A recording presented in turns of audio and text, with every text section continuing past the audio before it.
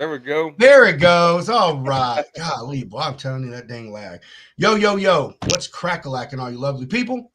Appreciate y'all joining me and Mr. Doogie Hound here in the lounge for the first episode of the week. We got Mr. Nick Klingensmith back.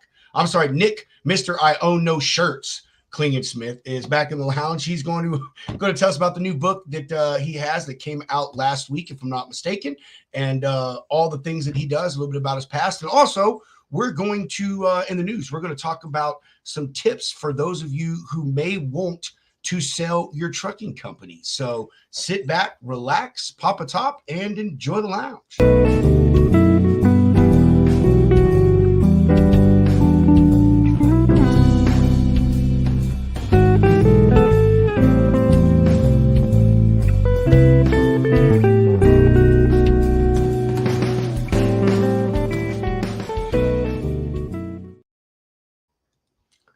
Mr. Hound, how you doing, brother? What's going on, my boy? Hey, man, another fucking day, dude. How was your day? Anything new in your world? Man, it's just kind of slow still, but trying to find the busy people. So no complaints, man. It's a beautiful day. Almost, dude. Found out that there was some tornadoes that ripped through Tennessee yesterday. Like 20 minutes from me. Had no idea, so I'm still alive. Happy to report that news. But yeah, man, another day in paradise. How about yourself? Man, I had a good day, dude. Really busy. Only thing I didn't get to do was finish off my prospecting call list. I think I had like 28 people on there I wanted to call a day, and I called one, but that was only because I have some new customers, man, working some things. I actually sent you one of the lanes, seeing if TJ wanted to do it, and I got that trailer guy. He actually finally sent me over all the information, like specs and location or delivery points and all that stuff. So now I spent my day going back and reaching back out to the carriers that reached out to me when I was just trying to get a little pool of people that were interested. So didn't accomplish something, but was accomplishing something in spite of that. You know what I mean? So it worked. Yeah, those are just like house cleaning days. It's like, not a whole lot happens, but you do a shit ton, and then it's just you don't have to worry about it. Yes. It's nice to do, because then when you like don't worry about that shit, and then there's big shit going on, and then like smaller things, like dude, I hate to pile up, but that's good, man. I'm glad you're finding those trailers. I saw a few people chime in on your post. Yeah, man. I do social media. I got some people interested, man. I didn't have a lot of people reach out, but I didn't expect it because again, like it is a niche trailer that you fucking need. You know what I mean? To how many brokers did you have to tell to fuck off? Actually, only 3. And I'll be honest. I didn't have to tell them to fuck off, man. I'll tell you this. They were very professional, came at me. Hey, I'm a broker. I deal with this exact type of trailer. Sent me proof that they deal with those type of trailers. And dude, I am not a co-broker person, except for, and I says for situations like this where I need something. Like that's just weird shit, man. There's only so much equipment, and someone has it. Like, yeah, but here's the thing, man. Also, this is my first stuff with this customer. Okay. When my customer finds out that I'm having another broker help me to fill this void for right now, what's to stop him from going to him? And then this whole year that I've been working on him, and no hate towards a broker, man. No broker in their right mind is going to turn down that fucking business as long as you didn't pander to them. It's whatever. But so still, that's just my concern, man. So yeah, only 3 of them, but again, I'll give it to them, dude. Hey, they were all honest, and all of them literally had proof that they dealt with, had access to those type of trailers. Sent me pictures of loads and shit they did. So that's a rarity right there, man. Anytime I've ever done like a please help post, it's like, yeah, send me an email. Best Bay Logistics. Like, no, get out of here. Yeah, and the Facebook group I posted in was a friend, or I want to say a friend, an associate of mine, David. He lives here in Texas, and he has a hot shot fleet. I think he's got like 3 or 4 trucks, and his group is highly monitored, and he has got a lot of admin. So even in there, when I posted in there, the 4 people that hit me back that have the 53 foots that I need, all of them are reputable people. One of the guys literally already pulls trailers out of that fucking place. So, I think I'm gonna get it done, man. But the point is, good day, man. Productive, Tomorrow I'll finish out my 28 calls that I have, and then it'll reset, at the end of the week, and then we'll do all that shit again. But anyway, so Shoreline, look at that, man. I got Shoreline up here in the top, and fucking and damn, and Gigo down here at the bottom. I'm telling you, I don't know what I'm doing here today, brother. Because we love both of them. We should make a video just one long continuous commercial. Yeah. Oh, that should be great. All right. Gigo, GPS tracking. Know where your shit is anytime, any place, anywhere in the world with Gigo.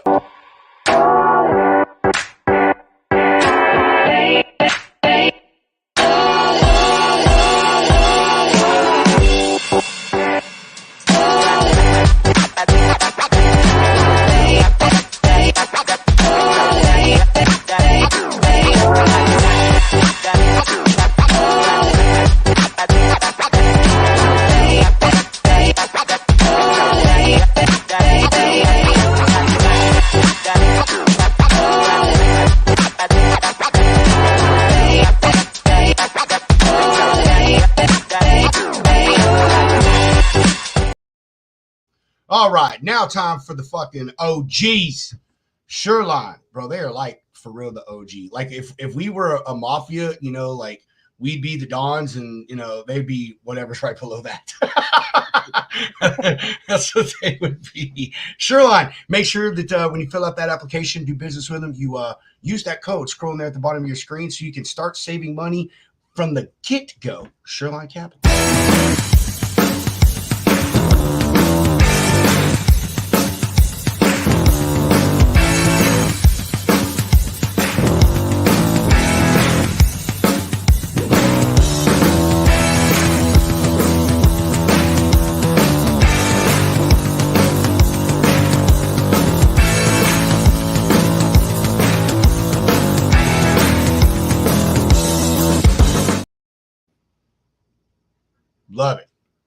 Love it that they're back. I do too. Yeah, freaking amazing, dude. Clinton, all his people, they're the bestest ever. All right, let's go ahead and chop out this news, get Mr. Klingensmith here on the show, and let's have a good time.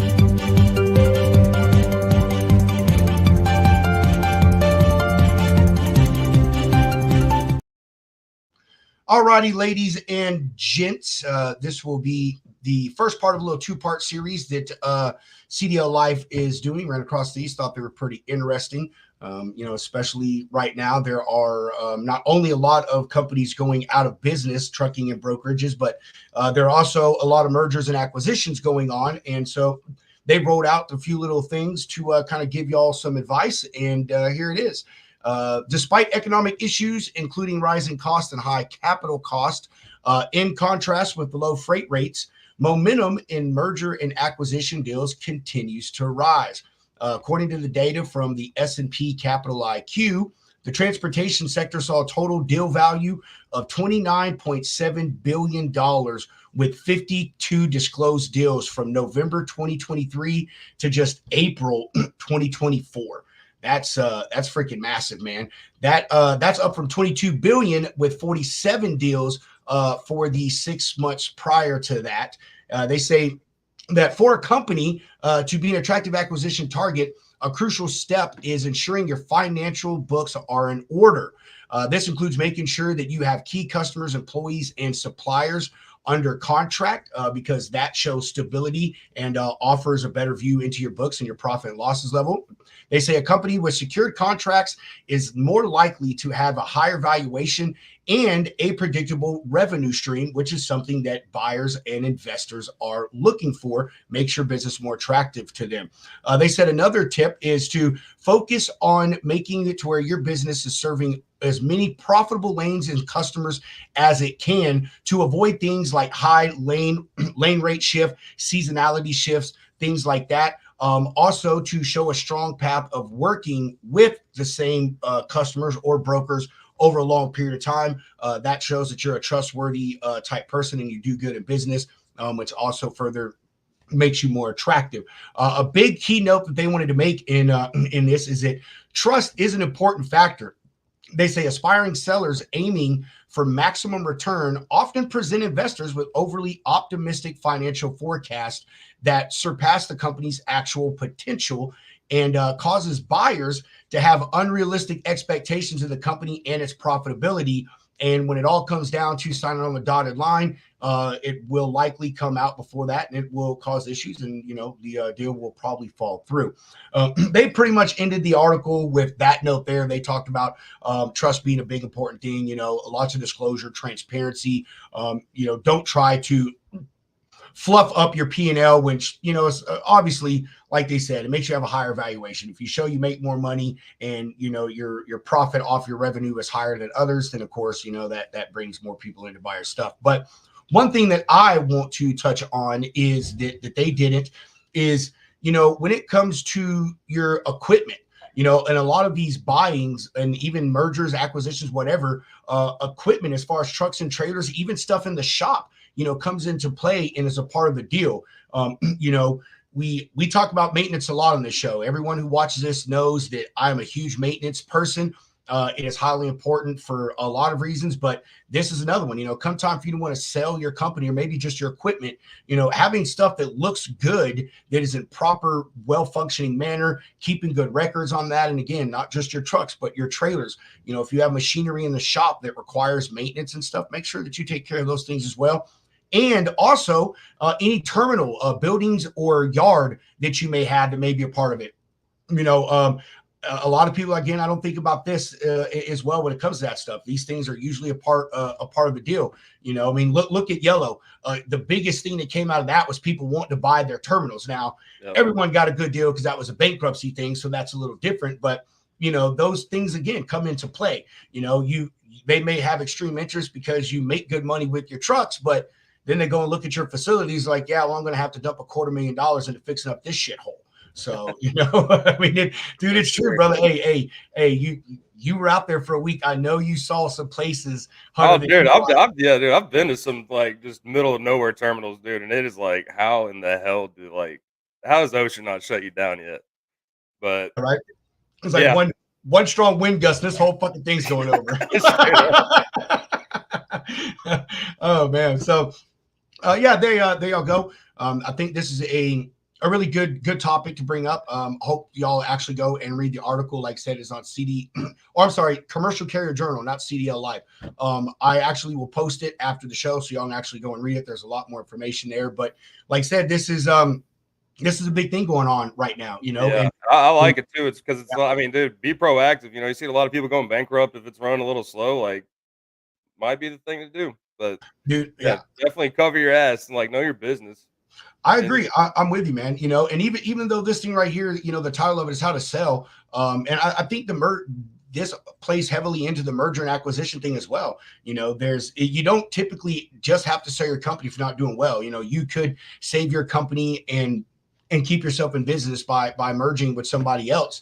And, all of these things will still come into play. You want to make yourself the best looking thing on the block, as they could say. When they walk on the lot, boom, your truck company is the one that's all shiny and waxed up, and they can't wait. Well, dude, even like you're talking about your maintenance shop, dude, personnel, man. If you got a fucking killer mechanic in there and an awesome team, like that also adds value, because those guys are going to need a job if you're selling out. So know that worth. I agree, man. If I was to buy a company, personally, I would fire as few people as possible. I personally think it's a dumbass thing, unless it's just not sustainable with the amount of employees. But your employees are a value too. That's a good point, Hunter. Having a subject matter expert, in your shop, a mechanic's been doing it forever. The person that's ahead of your safety is someone like Rob Carpenter that live, eats, and shits safety. That's all they talk and care about, So that's a good point too, man. I agree with that. Who's on your team? Knowing the fleet, knowing the trucks, what work's been done to it, little ticks here and there. Everything can be an asset if you want it to be. I'm with you, man. Damn, that's a really good point, dude. I didn't think about that. Fuck yeah, that's a good one, man.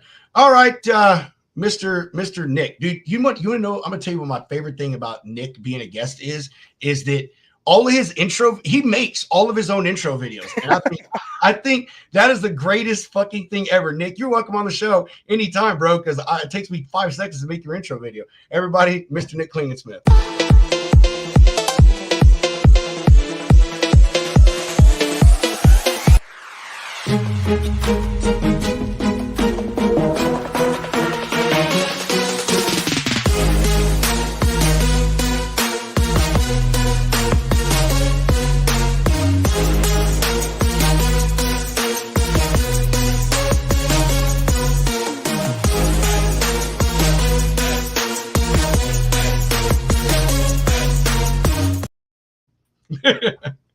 Bro, your intro videos are the sickest, dude. I'm serious. They are the best ones. I love that. I always feel like I don't know. That's I'm coming out in the fight scene or something like that. You know, a big promo. That's awesome. Man, I love those things, dude. As soon as I went to make your video today, first thing I thought was like, I'm gonna just go to his Instagram and steal his own footage and reuse it.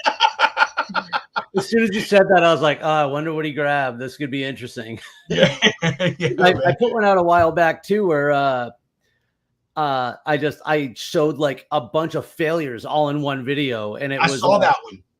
Like a comical sound to it or something like that. Because I don't know, somebody had mouthed off on something or another, and I'm like, dude, you got me confused with some influencer. Like, I'm trying to show real people that they can do stuff. Like, I'm not. So let me show you what it's really like. Let me show you. For every one awesome video, there's 10 that you barely got the obstacle at all, and 100 that you failed it. So let me show you what I can do. Even one of the parts of that video, man, the rotating monkey bars. That the first time you, like, the one in the video, that was the second time. First time you went over it, you made it to like the third one, and it rotated, and you freaking fell. So and it was so frustrating because that was one of those ones you do all the time. And but I mean, that's the thing about Spartan, right? Like, the person who did it right in front of you could have just had it a little bit more greased up or something. You just grabbed that wrong angle, or what probably happened is I had raced the day before, I was racing again, and I got lazy and just didn't really reach. You know, you get comfortable. And the metaphor is. Sure, Nick, sure. My favorite part of that, though, was your buddy in the background laughing at you when you fell. I just want to say that. my wife, who took the video, was laughing at me too. That's cool, man. That's awesome. Nick, dude, it's glad to have you back as a guest. I know you were with us, last Friday before? You were with us not too long ago. Cameraman Joe. He's behind you, man. Oh yeah, dude, he's about to move into the apartments across the street, man. Oh, is he really? Oh yeah, so that's Studio 2.0. That's awesome, man. That's incredible. Man, he's gonna be over there every fucking day now. Anyway, Nick. House. Yeah. Nick, how have you been, man? How are things going since we had you on? It was January. January is when we last had you on, so we got like almost 8 months of stuff to catch up on. I will tell you, the clock is just moving so fast this year. The calendar is just flipping like crazy. I've never felt like time go by so fast. And that's probably what happens when you're like starting something new and you're excited about it. Because I mean, every day that goes by, I'm like, wow, it's like 6 o'clock already. Like, what? I'm okay. I guess I'll have dinner now, or we'll do the next thing. So that's good. I've been busy, got some good speaking opportunities. You know, that video you just showed was actually from Vernon, New Jersey, a mountain in northern New Jersey. The day before was my 45th birthday, my 100 Spartan race, and the first time I ever completed the beast without any obstacle failures. But it's even cooler than that, because the day before that, I got a paid speaking gig to speak to a junior high school in Patterson, New Jersey. So like, that was how I spent my 45th birthday. And I'm like, when people used to ask me like, what's the dream? Like, that was it. I'm like, okay, so what's next? Now I need to make money. Because that was like such a fulfilling, like all together thing. So that's been really cool. I have been doing some one-on-one coaching, and the things I'm helping people out specifically are setting goals and helping them to achieve it. Most importantly, just to get started. And one of the guys that I'm working with, he just launched his own podcast. They'll have their second or third episode drop next week. It's something he wanted to do for 10 years. Within 2 months, he got his first episode going. So that's also very fulfilling, just using the things that I know how to do and helping others do it. So things have been good. Other than that, man, it is grinding. That's what we do. Training and grinding. Okay, man. I want to you talk about that junior high. We're going to touch on that here in a bit, but man, pretty much everybody knows who you are, dude. I mean, you do a lot of stuff on podcast. which I mean is amazing, man. I love your story. I think not enough people can hear it enough times. But for those who maybe watch for the first time or don't know who you are, you want to give a quick little rundown of Nick Klingensmith. Yeah, I am Nick Klingensmith. I'm the 4-time cancer survivor, type 1 diabetic. I'm a recovering alcoholic. I have 7 herniated discs from 2 different rollover fatality car accidents. I have sleep apnea, nerve damage in multiple areas. I had meningitis. I almost died. I went 12 rounds with COVID. Terrorists once put a nerve gas bomb threat on my airplane. It's not relevant to my story, but it's interesting, so I like to drop it in there for effect. And in the last 7 years, I became an obstacle course racer. I completed over 100 Spartan races, 6 major marathons, including Boston, Chicago, New York, and Berlin, 60 or 70 other obstacle course, endurance, or sufferfests. And throughout that process is when I began to learn these lessons of resilience and purpose and all the things. And man, I forgot there's going to be hecklers. If this was beach volleyball, I would know how to handle them. But so in 2021, I published my book, Through the Fire, which is the story I just told everybody. But since then is when I just knew I had a different message to give, because people would share their stories with me and tell me how mine resonated with theirs and might even have helped them. And so last year, about 8 months ago, I left my position after being in logistics for 18 years to become a motivational speaker, a coach, and now a best-selling author. That's absolutely insane to go through all of that and then just, I think I'm going to start writing books too. It seems like a fun little hobby. Jimmy said, she said she is not motivated to do that kind of running. Neither am I. Neither am I. You know, I made a joke, and actually it might have been that donkey that just commented on a second ago. Maybe, yeah, it probably was. It was a couple weeks ago when I was like, hey, listen, he's like, what are you doing this weekend? You know, I'm like, well, I have to go do a 3-hour run tomorrow in the miserable 90,000 degree hot sun. He's like, my God, why are you going to run 3 hours? And I'm like, well, because I'm training for an event that's probably going to take me, 12 to 14. Why are you doing an event that's going to take you 12 to 14 hours?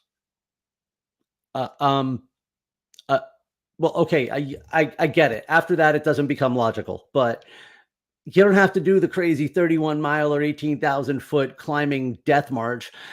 Start with a mile, start with a fun run, walk around the block, do something.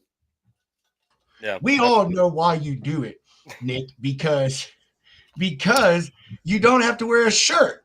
And we know that is your favorite thing, is not wearing a shirt. Did I tell you that last time? I got to find this because I think I have it. So I grew up on Martha's Vineyard in Massachusetts, and I was born and raised. And in like summer camp of when I was like 7 years old or something, the local newspaper, the Martha's Vineyard Times or the Gazette or something like that, interviewed like the 8 kids in my summer camp of like, what's your favorite color? What do you like to do in the summer? And mine was, I like to run outside with just shorts on, no shirt. I believe it, man. I believe it. You were that kid that your parents were always catching you running around in just your underwear and asking you what you did with your clothes. I had one of those. and now I just don't wear underwear, so we're fine. Oh man, oh dude, I love that shit. You're always such a fucking ball, man. Nick, let's talk about your new book for a minute, and then we'll get into some more personal stuff. About where you're going from here. But the first book was about, like you said, your backstory, all the stuff that you have been through, the things you've overcame, and how it's impacted you and put you on this trajectory in your life. So what's the new one? What is that one coming from? It's Selling Inspired is all of the self-talk and lessons that I have learned about myself since the conclusion of Through the Fire, and how I can relate it to other and how I can relate it to others personally and professionally. Selling Inspired is literally me telling stories of how I've learned to develop this mental endurance to withstand the highs and lows of life, let alone a sales career. And that it just came naturally to me. And writing the book, believe it or not, was an accident, because I was writing another book called The Investigators. And I don't know if I had told you this before, but I was a private investigator for a long time too.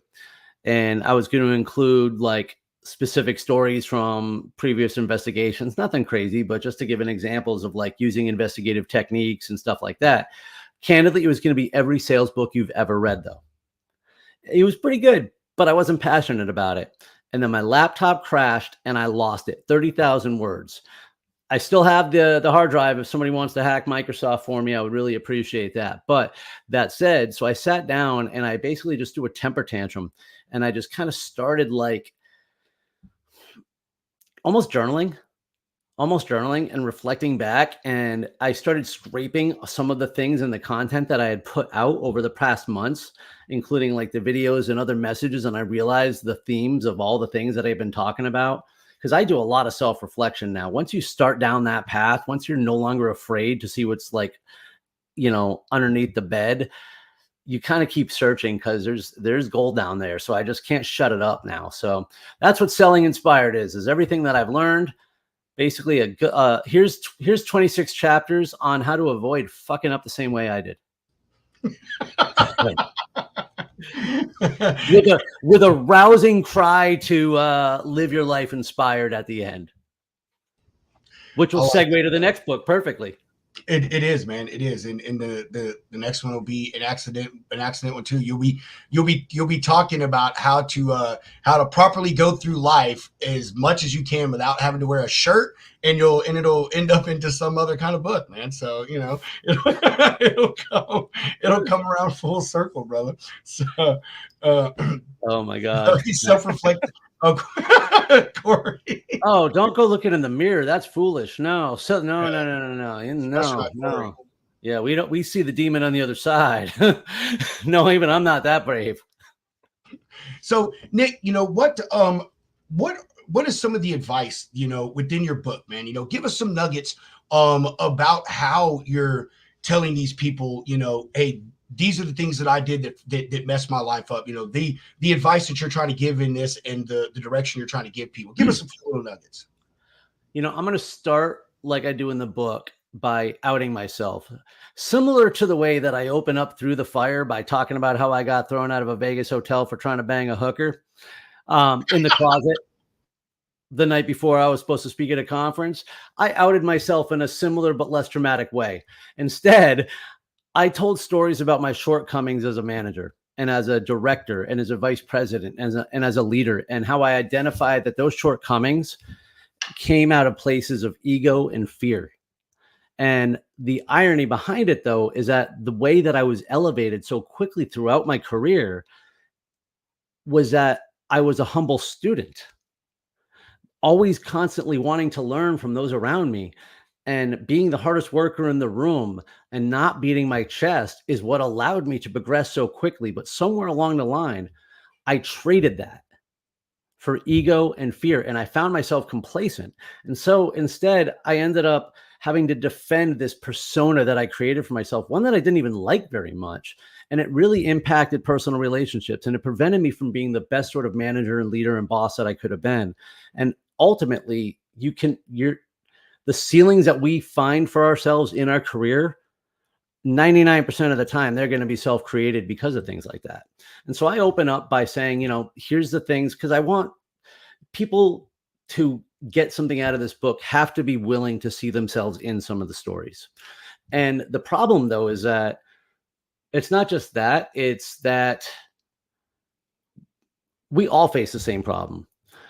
Just like I say in the book, whether it's your best year, your worst year, whether you're having your best day, your worst, markets up, down, there's always a next year. There's always a next season. So right now you might be struggling hard, or you might be at the top of your game, but there's always going to be a next season. And for us to be our best, we need to prepare ourselves for that next season. It also breaks into really trying to disconnect your identity from your job. Because I'll tell you, I tell that story too. I was at Blue Grace Logistics for 14 years. I was a seventh employee there. Like I'm still very good friends with a lot of the leadership. Like I helped build that company. What I didn't realize, and I left on very good terms, I had a great career there. But what I didn't realize at the time is that when I woke up on January 31st, 2019, I didn't know who I was, because I didn't realize that my entire identity was Blue Grace, and not just the company, but my position, my role, my status, my relationship, like all of it was tied to that. And I think that a lot of us end up going through that, especially as our careers progress, especially as the market being as volatile it is for employees getting bounced around from job to job right now. It's hard to get confident if you are identifying yourself by the role that you keep.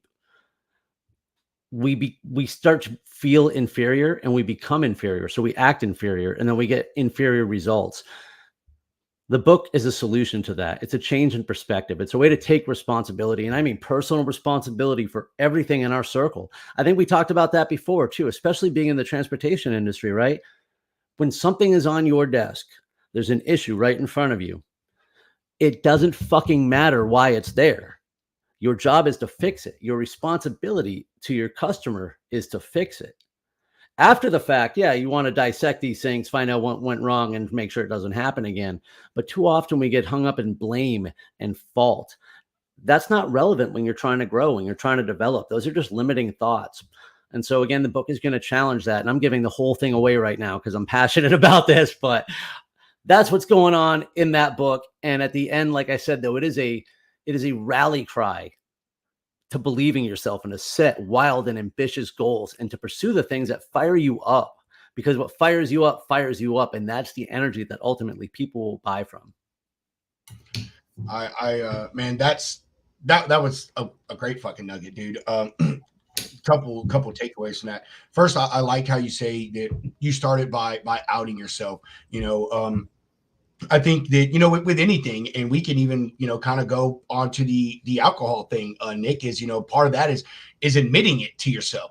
The first thing to fixing anything in life, and even learning to do something better that you already know, is admitting, hey, I don't know it all. I can learn more. I can do more. There is more to this. And I've got something in myself that I can fix or do to be better at something, or just life, period. A really big thing that you said that I think is a huge problem. I don't know if it's definitely not today's generation, but it's still a huge problem for all American workers, for a lot of American workers, is what you said right there, that your work is not your identity, man. So many people, who knows what the stats could be on that, but probably 99.9% of folks in careers, like that is their job, is their identity. That's all they do from sun up to sundown, and it's not just in our industry, cops and firefighters and everyone, folks that are passionate about their stuff. It does. Your work becomes who you are all the time. And, it's hard to separate yourself from that. And I think that's a really good thing, and realizing that, and maybe I'm taking what you're saying wrong, but realizing that you are multiple people, not in a crazy way, but you are the work person. You are just Nick or Pedro or Doogie. There are places to you, and each of those places have room for development and for betterment. Just to clear it up, I wouldn't say that you're different people, right? But what I do talk about is focusing on priorities. I think I've said this before too. Balance is a myth. Work-life balance is bullshit. It doesn't exist. The only way that you're balanced is when you're standing on your 2 feet firmly on the floor, standing still. So it's about priorities. And that's where you can't be all things to all people, right? So I have to focus on what's the most important thing in my life, and the second most important thing in my life, and the third most important thing in my life, et cetera. And number one has to be about who I am as a person. And this is the thing about when we hook our identities to our profession, you can only go so far in your career. And at some point, if your personal development doesn't keep up or exceed with your role, it's going to have diminishing returns, because people are going to outpace you. The market's going to outpace you. And so you're going to get resentful and circle the drain until you well, I don't know, go be a motivational speaker. Um, no, but that's where that level of frustration and so many people who feel they're stuck right now or trapped right now, we see the next climb ahead of us and we're like, fuck, I already got this far. So we get stuck on that plateau. Um, that's, that's part of the problem when we hook our identity to our job. Now, look at it the other way though. Personal development is unlimited. Professional development limits is limited to a certain point. And if that's your number one priority, and therefore personal development comes second, you are actually limiting your personal development. What if we flip the script a little bit here? What if you focused on just being the best version of you? And that's not by anybody else's standards either. That's by you, who you are today, the person that you want to be today. Because that's another area that we got hung up. See, we got jacked up as kids because they didn't, when we're 6 years old, what did they ask you? What do you want to be when you grow up? The fuck do I know? A doctor? So that's why we all said stuff like that, right?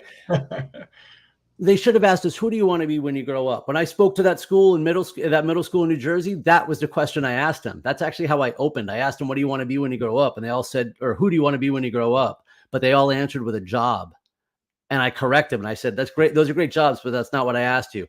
I asked you who you wanted to be, because you're going to have different jobs in life. We're going to evolve and develop. It was hard for me to just figure out who Nick Klingensmith was when I wasn't VP of sales at Blue Grace that I had been at for 14 years. Like, dude, that's like more than a quarter of my life. It took a minute to realize. And it's funny because it's like, how do I describe myself now? I say motivational speaker because it's an easy way to relate how I make money, but that's not who I am. I'm the I am my purpose. I overcome obstacles so I can inspire others that they can too. That's who I am. And if I always do that, man, fucking Nick, oh, dude, man, you're awesome, man. You are like man. You got a million more books than you, bro. Yeah. Told you, I'm writing the next one in my head every day. Now. No, man. Hey, so actually, Hunter, before I move on, man, do you want to say anything? Oh, dude, no, I think I got chills over here, dude. Like that's for some kids in middle school, that had to have been like the most mind blowing question that they've ever been asked. Like, because nobody talks about that, man. Like you said, like when you're I going through challenge school, when these you're kids growing on a up, it's couple like, oh, different you things.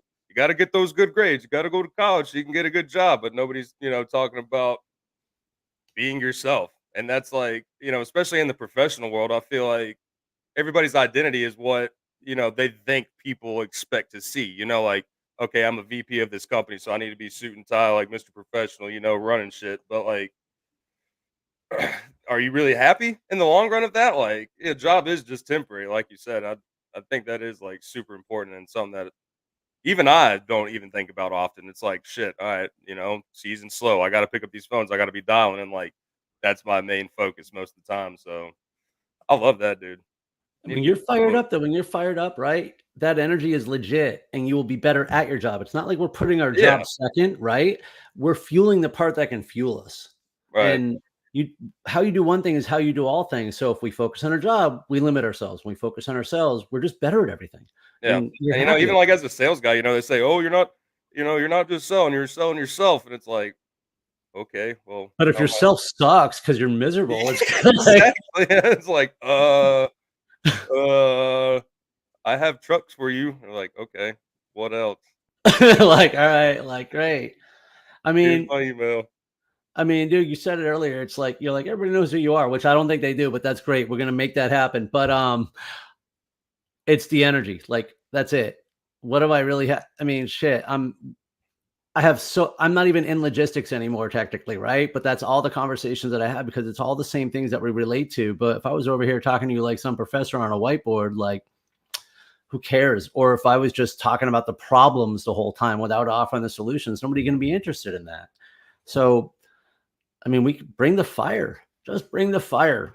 The people that I remember when I was recruiting way back in the day, when the CEO he would walk into my office on a Monday and he'd be like, hey, I met this guy this weekend. He was a server at this restaurant.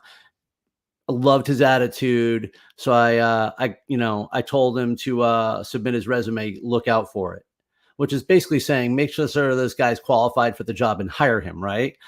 Because it was the energy. Like, he had no idea. He hadn't seen his resume. He knew nothing about his background. He didn't care. He was like, this person is a fit for my organization. I want them on my team. Like, it's that energy and attitude. Because yeah, I mean, the whole conversation about, is it skills versus attitude, right? Like, well, you can't do one without the other successfully. And obviously, if you don't have, the energy is only going to take you so far. So you have to focus on your skill development.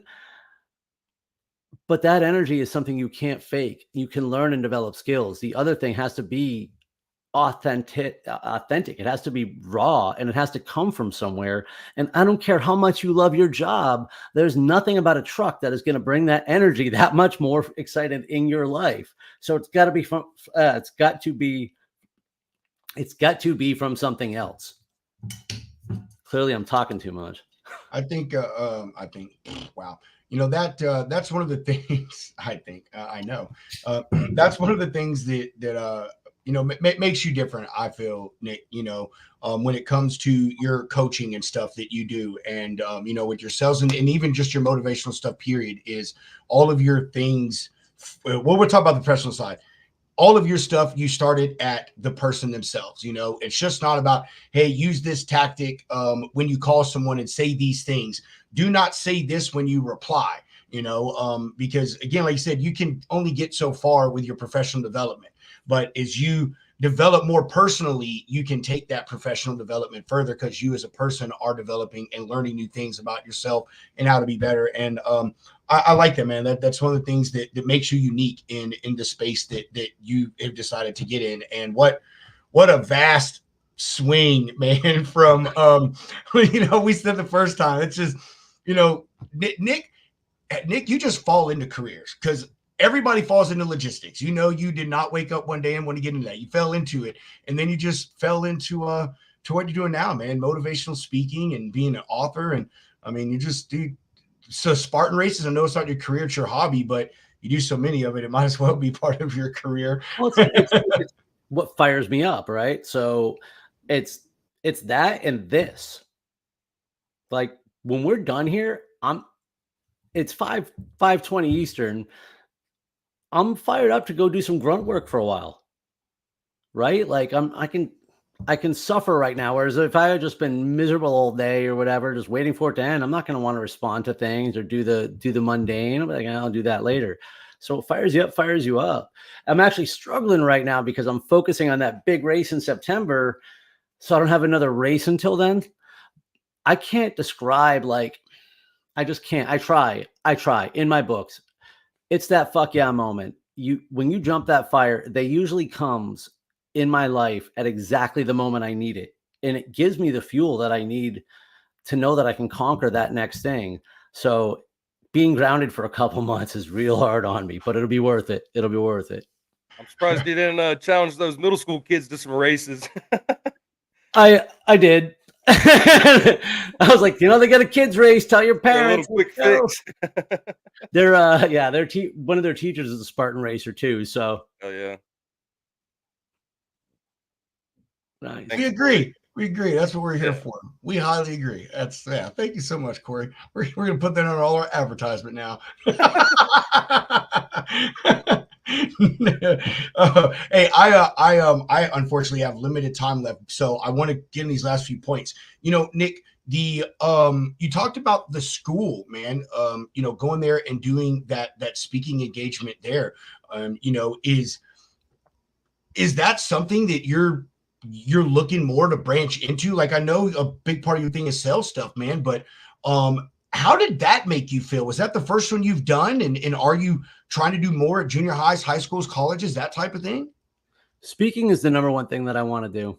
I feel like I'm going to be able to reach the most amount of the right people with the message in speaking opportunities. And I'll tell you, that was one of the coolest things I ever did. The other coolest thing I ever did was I got to speak to the American Cancer Society. And I just can't tell you how serendipitous that was for me. It was for a fundraiser, and they actually put up, they actually advertised me as the speaker with the picture of me shirtless with the "fuck cancer" written on my chest. And of course, I did wear a shirt at the event. But speaking is how I want to get the message out. So, as I continue to do these virtually in person, I'm absolutely looking to do more conferences, events, meetings, virtual meetings, wherever the right fit is. Well, what about? I mean, I want to know what about the school ones, though, Nick. I mean, like touching those young people, brother. You know what I mean? I mean, Yeah. is that again, was that your first one, and is that one of the more specific ones you're interested in? Furthering. I am, now that I knew. I'll tell you what, it was the scariest shit I ever did. Like, scariest environment imaginable, because you're walking into a room full of 12-year-olds. Like, I hadn't been 12 in a long time, and I have not been 12 in Paterson, New Jersey, and times are very different, right? And I can't tell some of the stories that I might normally tell to that crowd too. Really would have been inappropriate. So the hooker story? No, I left that one out. But it was, at the same time, it was important to talk about alcoholism and my addiction, and recovery. Yeah. So to get their attention, I did the first thing, because I knew one of the teachers there. Him and I actually met during a race once. And so I got their attention by telling them, I walked up and I go, all right, show of hands. Like, who here thinks like your teachers are old and can't do whatever, but I don't remember the language. And they're like, and I was like, I want to tell you something about that man right there. And I was like, that. And what happened is the guy had gotten a like baseball sized blister on his foot, like 6 miles into 6 miles left of a 31-mile race. He fell off an obstacle later and bonked his head and had like a mini concussion, right? The first thing that happens when he opened his eyes, he looks at me and says, "Did I hit the bell?" So I looked at the crowd and I said, "That man is a badass." So they all were like, oh. So I got their attention for a little bit. And then I asked them about the thing where, who wants to be whatever, who do you want to be when you grow up? And I was getting their attention because it was interactive with that. So then I started telling them some of my story. But part of the other thing that I related to or gave back to them was to get their attention and told them something that I don't think other adults are, which is, I said, I don't envy you. I think this has to be the single hardest time to grow up ever. And I bet all the adults in your life are probably telling you the opposite, because you do have all these conveniences that we didn't have. You do have more opportunity than anyone ever that has ever come before you, like on steroids, right? Like the opportunity is 1,000x the generation before them, and it will continue to like whatever. But at the same time, you have more influence than ever before. You have more people trying to tell you how to think, how to live. Your parents, their parents, your neighbors, your friends, their parents, your teachers, me. And I was like, you need to listen to all of it and make your own decisions. And then I talked about, do not be afraid to make mistakes. Do not be afraid to fail. You have to be willing to get it wrong. You have to be doing the things for who you are. So like the message that I really hammered in. And then one of the things that was really cool though, is I was trying to also say, take the pressure off yourself, make good decisions for who the person you think you want to be, live with consequences when things don't work out. Don't stress every little thing. But then I went back to when I also said, but the things you want to make sure you say yes to are new experiences and new opportunities. Because, and I mentioned how 7 years ago, my boss walked into my office and asked me to do a Spartan race. And I said, and that's why I get to stand here on my 45th birthday. I'm a motivational speaker and a best-selling author and an ultra endurance athlete. Like, say yes to the adventures in your life. And I know we're about out of time, but I'm just going to leave you with this because it was part of it and I pretty much gave it all away. But I left him with something that my high school track had left with me, track coach had told me once, which is never miss a chance to race against the clock. And obviously that's a metaphor for just never miss a chance to be your best self. And that's something that I've taken with me for the last 30 years. Yeah, that's powerful stuff, man. I like that, brother. And I'm happy for you that you got to experience that, man. Being able to make an impression and give these kids something to think about, from someone outside of their direct influence. You're not a teacher, you're not a mom or a dad or a neighbor. You're none of those things that you mentioned. You're someone completely different, giving them your perspective, and from someone who's had a hard, tenuous road themselves. So I'm happy that you got to experience that, man. And dude, I really hope that you get to do it more. I think it's really important thing, man, for you to touch those young minds, man, and share your experiences. Nick, you got a great story, brother, and you're a powerful guy, man. And people listen to you because of that, man, just because of the energy that you put out. I appreciate it. Thank you. And before, go ahead. Sorry, Hunter. I was just saying, man, I absolutely second that. It is cool. You know, Robbie said, like, Nick falls into careers. I feel like this man's just falling into new passions, you know, like what gets you fired up. So that's cool, man. Like, you know, we need more of that. Like, you're going out there and, like, not giving them, you know, oh, here's your participation trophy. The world's going to be nice, rainbows and unicorns. Like, hell no. Dude, I Make told yourself a killer. a group And, of like, middle schoolers in Patterson, New Jersey, that life wasn't fair. All right, that's the balls that I had. Like, hey, somebody's got to do it. it was You. Nick, my only last question is, man, when we had you on last, and you kind of touched on it earlier, but there were some races you were trying to do. Like, there's a circuit in the world that you have to complete all of these races, and I think you had like one or two more left. Where are you on that? That is the Abbott World Majors 6-star. And yeah, I'm on 4. I've got Boston, Chicago, New York, and Berlin. I need Tokyo and London, both of which are extraordinarily difficult to get in. I just started applying for the lottery, to be candid. When I got the result this year, I read it wrong and I was scared that I got in, because I have no business going to London next year, but so I just started applying anyway. But yeah, so that'll be really getting the business going in the next like year or two will really be the focus. But I'm going to apply anyway, because if I get in, well, that's what has to happen when it has to happen, and I'll figure it out. That's cool, man.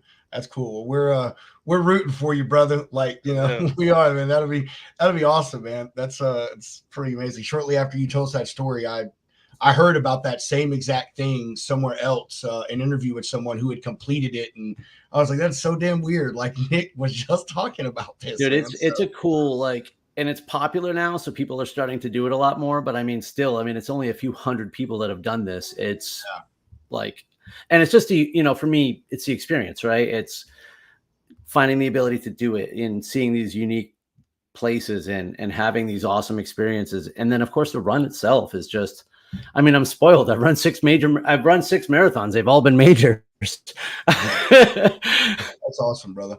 All right, I got to jump here in a minute, and Nick, I know you want to go run and do some crazy shit in your garage or something. I know you are. I can see you itching, dude. I'm done. I did it twice today. I'm gonna look at Instagram. I'm gonna look at Instagram in an hour. I'm like, oh, look, there's a fucking video from Nick. Anyway, I've been rolling the message across the screen where y'all can get Nick's book. Get it on Amazon there. Make sure you go and support him. Both his books are actually on there.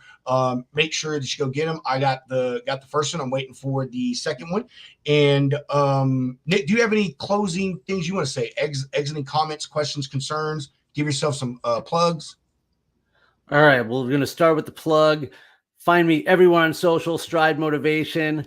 If you're interested in a conversation about goals, books, speaking, whatever, I can't think of something witty to say right now. Also find me at stridemotivation.com and just book a call. And, I am on this kick right now. When I say live inspired, inspire yourself, find things that fire you up and pursue them, because what fires you up. So go find things that make your heart happy. Let's go. I love it, man, dude. You're such a good guy, Nick. I'm so glad we met you, man. I am. Likewise. Dude. I am, brother. We've talked ever since we met, dude. So you're a freaking amazing guy to know, man. It's an honor. Hunter, what about you, man? You got anything you want to add? Want to say, man? Yeah, dude, Nick, thanks again, man, and congratulations again on the book, dude. Like, thank you. Killer stats so far. Definitely gonna go snag a copy or two. But yeah, dude. Yeah, you're Awesome, getting us guys. fired up every time, man. Like, so just keep it going. Biggest Make fans sure over you here. buy it. Make sure you buy it from Nick so he can autograph it. That's what I did with the last one. I'm waiting on those books to arrive any minute. The dogs Yeah. haven't been barking yet, so it's not here yet, but it'll be here soon. Yeah. So just so you know, Hunter. So I told what I got last. I said I want it from you, bro, because I want your damn Yeah. autograph for that thing. I'm just gonna wait to see Nick Man, at I some, love that. I at appreciate some that. conference. I'll just run up like a little fanboy. Oh, Mr. Klingensmith, can I get your signature? Oh man, it's such a fool, brother. All right, everybody. Hey, thanks for joining us, Nick, man. Dude, you know you're always welcome. Thanks for hopping on the other day. Brother, you can do that anytime, any day, anytime you're hanging out, we're on. Just let us know. We'd love to have you on the show. You're always a joy to be around, and we appreciate you coming on and sharing your story again and the info about about your new book. And we're going to get out this piece. I'll give my final comments. We'll do sponsor break. We'll ride into commercial. Says I need to get my kid to work. But tomorrow we have CDLDU coming on the show. That's going to be a really good one. Those folks are in the back scenes, working on a lot of things for the industry, for the drivers, trying to wrestle a lot of issues, get some changes made for the betterment of the industry. And then Friday, we have EF Factoring coming on the show. Met those guys at the Texas Trucking Show. Some really cool people. Can't wait to talk to them. And with that, actually, I'll wait till after commercials and then we'll do that shit. Shoreline.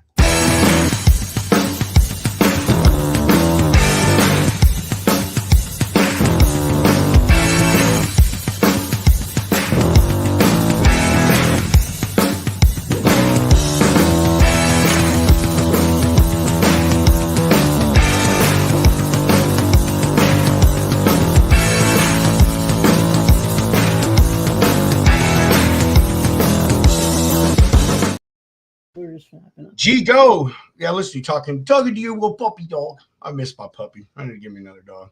G go. Oh, it's so good. What's up? Bro, shut this commercial.